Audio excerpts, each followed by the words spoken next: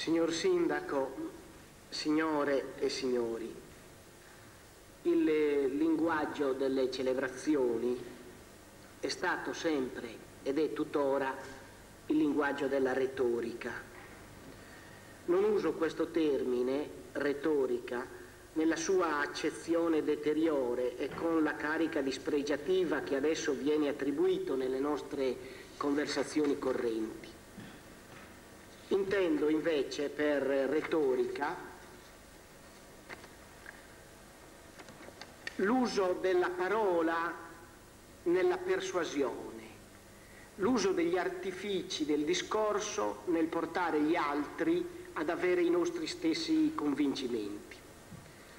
Ma io mi sforzerò di non usare in questa celebrazione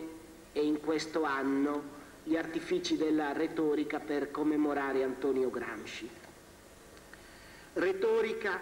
sarebbe utilizzare la metafora crociana di quel che è vivo e quel che è morto di Antonio Gramsci, della sua opera. Retorica sarebbe svolgere un'accurata analisi di quel che ci va bene e di quel che ci va male degli scritti di Antonio Gramsci, utilizzando scritti diversi, contesti esistenziali diversi, epoche diverse. Tutti noi abbiamo visto, e lo abbiamo visto anche in questi giorni, in qualche scritto e in qualche discorso, appiattite in un unico momento, come una pellicola che dura 25 anni si possa ridurre ad un solo fotogramma, i pensieri di Antonio Gramsci. E questo per dimostrare che le nostre tesi potevano essere avvallate dall'autorità del pensiero di Antonio Gramsci. Retorica sarebbe andare a cercare chi oggi possiede l'urna delle ceneri di Antonio Gramsci, chi è oggi l'improbabile prete di un furbesco rituale gramsciano nel quale un pensiero produttivo e perciò mutevole e magmatico viene ridotto ad un feticcio, ad una laica reliquia, le ceneri appunto di cui qualcuno vuole essere l'esclusivo depositario. Io non mi eserciterò in una defatigante certificazione di esistenza in vita di questa o quella intuizione gramsciana, né in una accurata analisi di qualcuna, una, poche, moltissime, delle più incisive e dicastiche intuizioni gramsciane, per poi approdare ad una improbabile sintesi da cui si concluda che tutti gli siamo debitori di qualche frangia, grande o piccola, scoperta o remota, dei nostri convincimenti, né in una utilitaristica ricerca di qualche sua tesi di fondo, con cui possiamo persuadere qualcuno che in fondo una parte dell'eredità di Antonio Gramsci, delle sue ceneri appunto, è rimasta anche nelle nostre mani. Credo che invece il modo migliore di ricordare Antonio Gramsci sia quello di averne una visione totale e globalizzante, sarei tentato di dire una visione sistemica, in cui Antonio Gramsci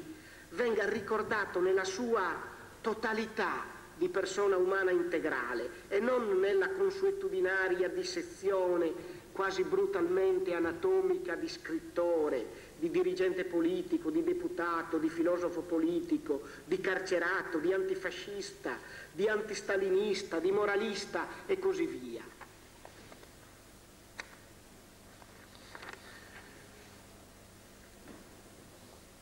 Ci è dato invece di rendere possibile, di mantenere la integrità e la totalità della sua persona, o di continuare nello sforzo che peraltro molti studiosi da qualche anno vanno facendo, di restituire al nostro ricordo la sua persona, con quella sintesi di profondo sentimento amorevole e di acuta intelligenza introspettiva che un grande personaggio intellettuale di questo secolo, la filosofa Edith Stein, ha definito il concetto di empatia. Abbiamo noi la capacità di porre in essere nei confronti di Antonio Gramsci Vedete che evito scrupolosamente di parlare delle opere di Antonio Gramsci, del pensiero di Antonio Gramsci, della filosofia di Antonio Gramsci e così via. Abbiamo noi la capacità di porre in essere nei confronti di Antonio Gramsci come persona totale atti empatici, cioè atti di comunicazione. Atti cioè con i quali facciamo il tentativo di cogliere il senso della vita vissuta da un altro Antonio Gramsci, capace di creare quella oggettività intersoggettiva di cui hanno tentato di fare scempio, per esempio, le prime edizioni delle lettere e dei quaderni dal carcere. E questo un modo per cogliere uno dei più grandi insegnamenti. La verità è insieme un progetto di liberazione dell'uomo che coinvolge, senza alternativa di strumentalizzazione, chiunque crede nell'uomo. Il rifiuto del testo gramsciano, anche questa certamente è necessaria ed è necessario che sia molto rigorosa, quanto invece un'attitudine interpretativa, ermeneutica, ma non si riduce ad una intimistica comunicazione fra le anime, ma che può condurre invece ad un comune senso della vita e dell'esistenza profondamente condiviso.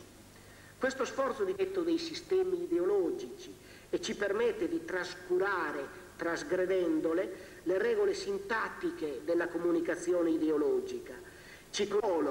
Sono nei mondi geografici diversi dal nostro, il secondo, il terzo e chi più ne ha più ne mette. Ed è lo stesso Antonio Gramsci che ci dice che per costruire una concezione del mondo, anche non esposta sistematicamente, è necessario, oltre che ordinovista,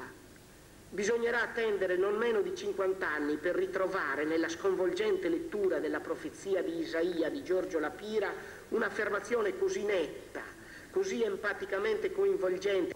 totalmente alternativo, di un campo di riflessione e di azione totalmente nuovo, che va trattato ancora su tutti i piani e analizzato. Aver fatto dell'uomo e del progetto di liberazione dell'uomo la stella polare del metodo dell'onestà intellettuale come scelta assolutamente discriminante su tutto. Consentitemi di citare alcune testimonianze che Peppino Fiori ha fatto nel suo ultimo libro del periodo di maggiore impegno antistalinista di Gramsci. È la testimonianza di Giuseppe Berti. Per Gramsci